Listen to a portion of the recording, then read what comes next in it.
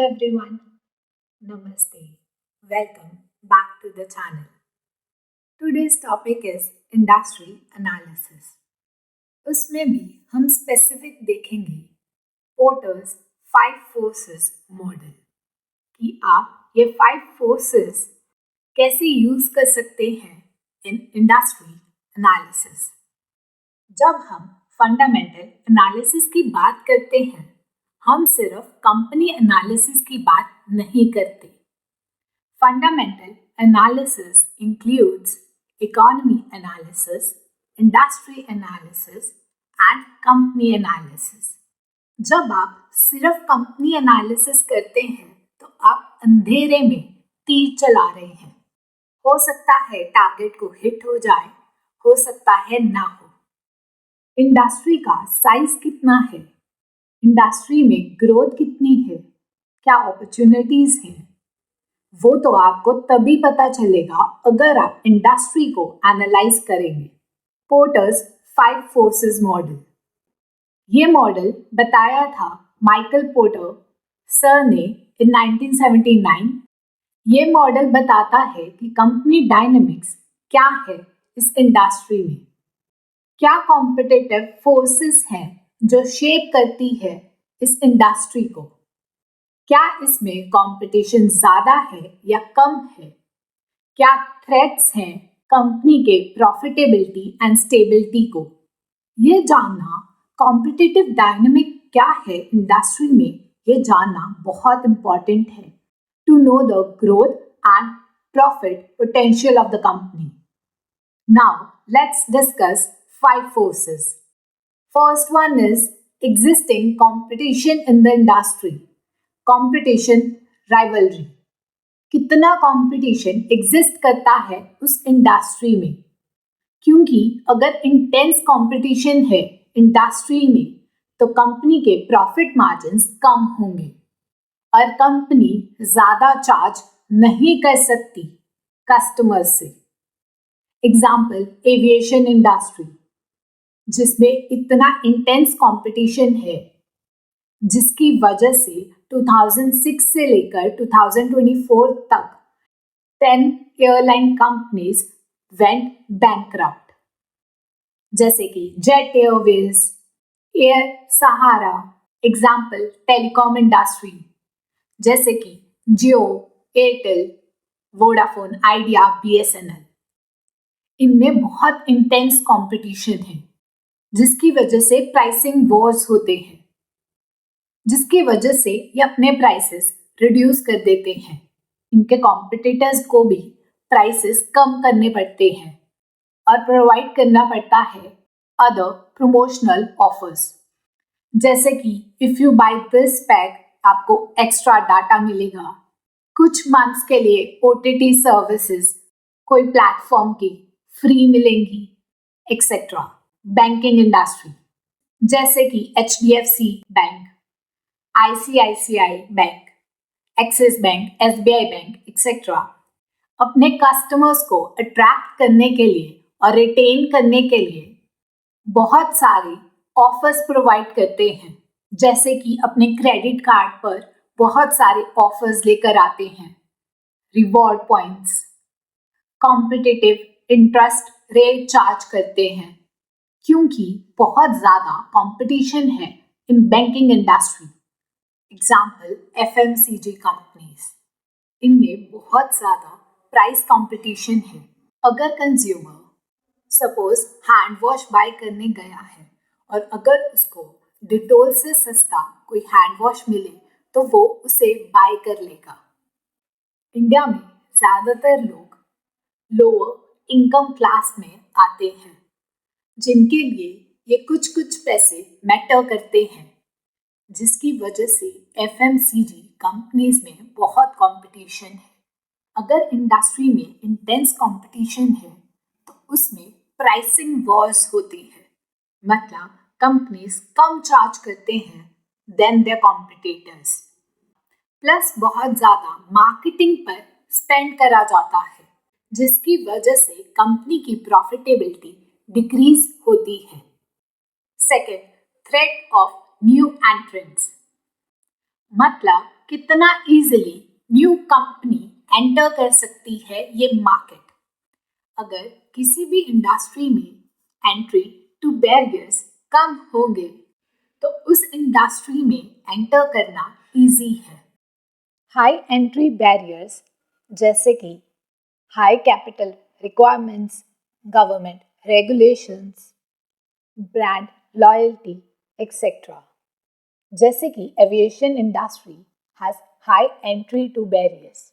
Heavy investment is required to start as well as for working capital needs.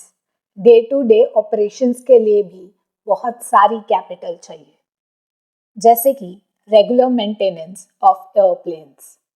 Example pharmaceutical industry. इस industry में बहुत सारी regulations है plus patent laws है, जिसकी वजह से न्यू कंपनी को compete करना with established company बहुत difficult है।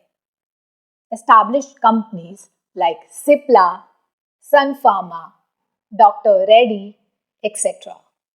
या तो कंपनी के पास ब्रांड लॉयल्टी हो, जैसे कि एप्पल के पास है।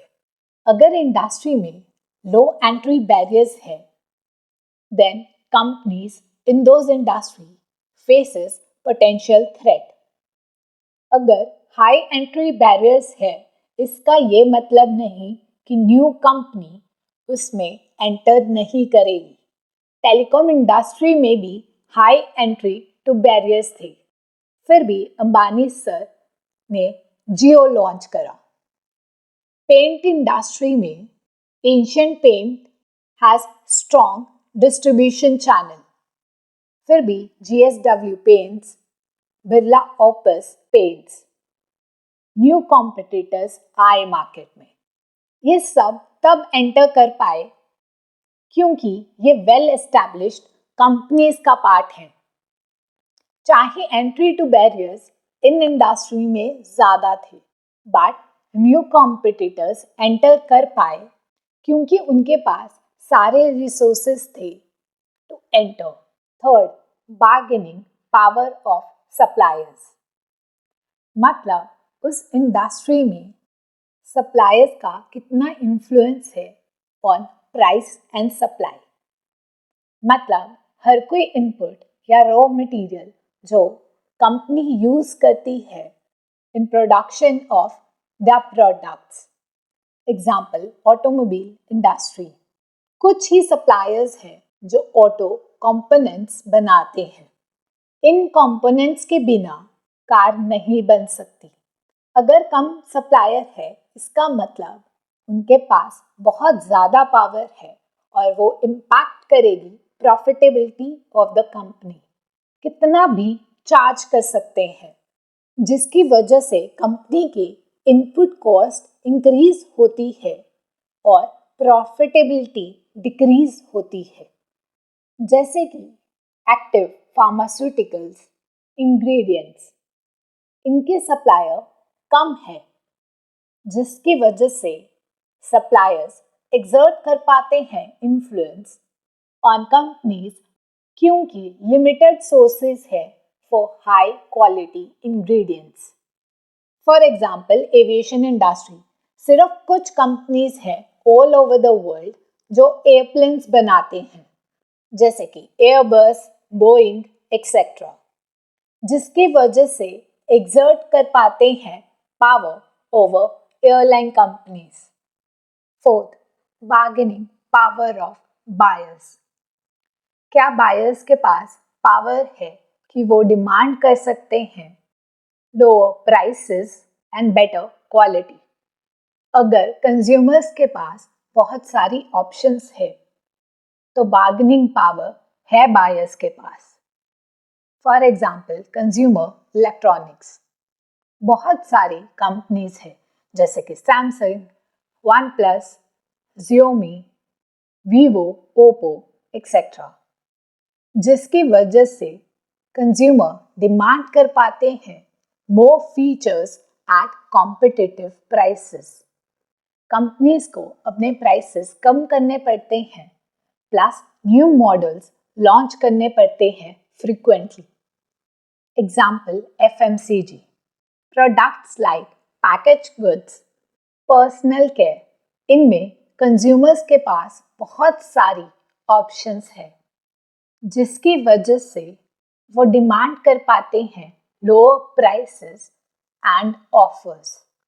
जैसे कि apparel industry, easily consumer switch कर पाता है between brands.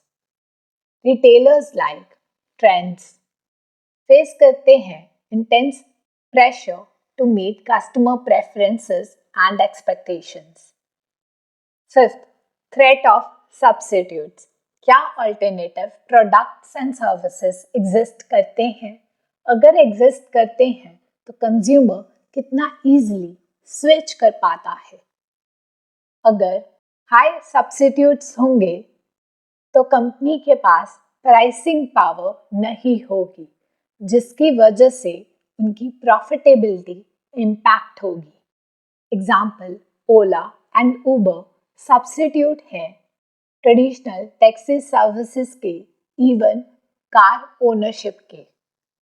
Streaming services like Netflix, Amazon prime, Hotstar substitute है सिनेमास के, केबल टीवी के। क्लाउड सर्विसेज सब्स्टिट्यूट हैं पेन ड्राइव एंड सीडी के। Renewable energy like solar energy, wind energy substitute है conventional source of energy के, जिसकी वजह से कोल एंड गैस कंपनीज इम्पैक्ट हो रही हैं। ईवी व्हीकल्स सब्स्टिट्यूट है ट्रेडिशनल व्हीकल्स के। ये हार्ड एंड फास्ट रूल नहीं है, ये गाइडलाइंस है जिससे आप समझते हैं कॉम्पिटिटिव डायनेमिक्स क्या है इंडस्ट्री में, क्या थ्रेट्स है कंपनी को या हो सकते हैं इन फ्यूचर। किसी इंडस्ट्री में कितना कंपटीशन है ये जानना बहुत ज़रूरी है, सिर्फ इसलिए नहीं कि कंपनी के मार्केट शेयर और प्रॉफिटेबिलिटी पर फर्क पड़ेगा। बहुत सारी companies in the past went bankrupt because of intense competition. Telecom industry में इंटेंस कंपटीशन होने की वजह से companies like Aircel went bankrupt in 2018. बहुत सारी airlines went bankrupt because of competition. Competition सवाल खड़ा करता है कंपनी के एग्जिस्टेंस पर। जब भी आप कोई भी इंडस्ट्री को एनालाइज करते हैं तो आप ये 5 पॉइंट्स चेक करें उस इंडस्ट्री के, ताकि आप उस इंडस्ट्री को ज़्यादा समझ सकें। Thank you for watching. If you like this video, give it a thumbs up and subscribe to this channel. If you have any doubts or questions, comment down below. See you soon.